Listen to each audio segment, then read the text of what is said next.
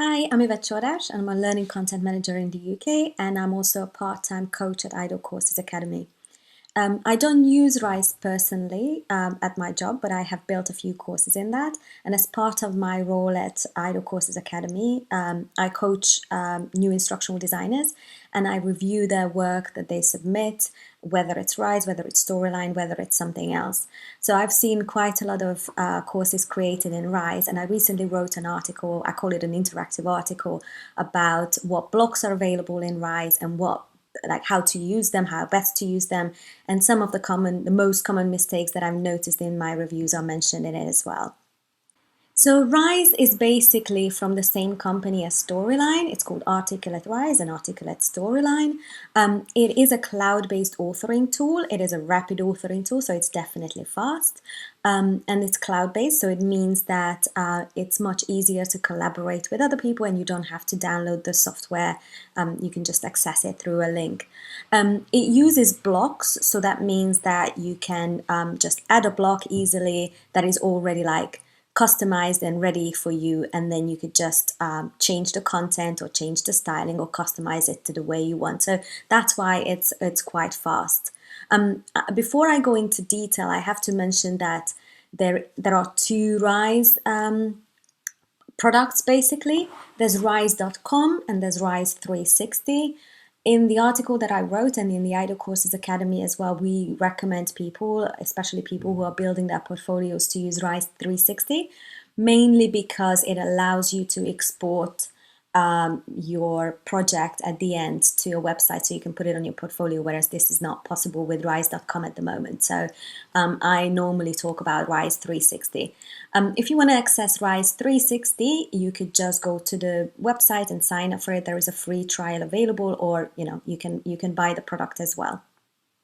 So in terms of how it works, this is basically what you see when you have built up your course.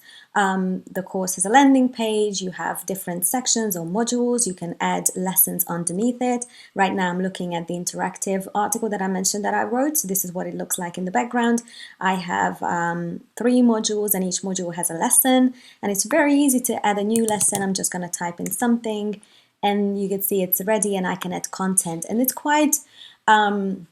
it has quite a lot of options. So for example, you can add a standard lesson, but you can also select templates from ready built courses, and you can take not just the styling or the customization, but you can also take the content that is already added. So that's another reason why it's quite rapid. And when you go into a lesson, let me just open this last one that I created. You have quite a lot of blocks. So the only thing you need to do is go to all blocks and then select one type that you want. There are, text, statement, you could see all the other options that you have.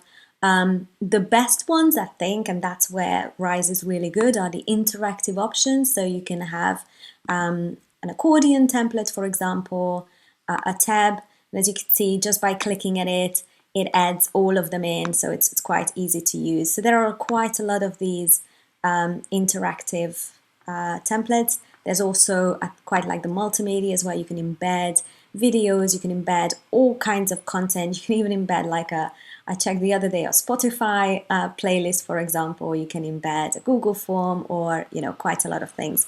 And it's very easy, once you started, you just click on the plus icon again and then choose whatever it is that you're looking for. Chart, for example, etc. I'll go through all the block options in the article. In this video, I'm just going through in general an overview to give you an overview of what Rise can do and how it works. And then in the left-hand side of each template, you can see the customization options. You can, choose to edit the content itself, what you want to appear, but you can also change some of the settings as well. And that obviously depends, the setting and the editing options obviously depend on the block type that you're using. Another thing I want to mention is how you can change the settings. So once you enter the lesson, you can come here and you have quite a few options. In the settings, you can set up, your cover or customize the theme, set up your font, your brand colors as well. And then you can choose certain navigation options, etc., etc. It does make sense to set up at least the theme and the navigation before you create the content, but you can also come back here and do these later. And there are like further quite like a bit more advanced options here. And then, as I mentioned, this is really good for collaborating. So for example, you can share it to have it reviewed. In Review 360, that means that it's not yet published, but when people see the course, there will be a comment section on the right hand side, so people can leave comments in the course, and then you can come back to it and implement those suggestions or those comments. And then of course you can export it. As I mentioned, you can export it to the web if you're using Rise 360.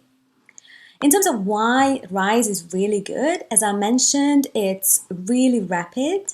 You just click on the plus icon and then you add a block, and then the block is ready for you. If you want to further customize it, you can. Another thing that I'd like to point out in terms of like, quite good tools is the block templates type. So for example, I have saved all these templates, and I'm able to reuse them anytime in any kind of content, and I don't have to customize the things anymore.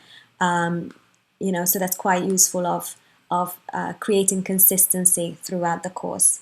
As I mentioned, another positive thing about it is how easy it is to collaborate and gather feedback, because it happens on the cloud and just by sharing a link rather than exporting the whole things as you would have to do with Storyline. So that makes it quite easy. I quite like, let me just show you my favorite block types. So for example, I quite like the flashcards block option, where you just flip over cards, and that can be quite useful to present content and chunk it down and introduce some interactivity. And the other one that I quite like is the labeled graphics block, where you can click on hotspots to find out more about the certain things, but it doesn't have to be used with screenshots. You can use it with any kind of image, and that is applicable to the topic that you're creating content about.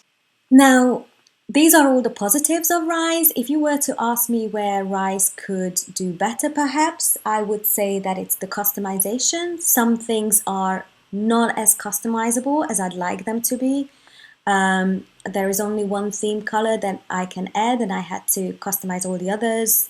It also introduces some accessibility issues as well, because for example, there was a color that I tried to use that I wasn't able to change later because that was the client's color, but it didn't work well with the default white text that Rise uses with, for example, the continue button or the numbered list option. So that meant that I had to make a decision whether I would make those accessible or whether I would use the client's colors. So customization is not as flexible as I'd like it to be. And now that I'm talking about accessibility, I also point out in my interactive article where there are accessibility issues, which blocks are not accessible to keyboard users, and there's quite a few of them.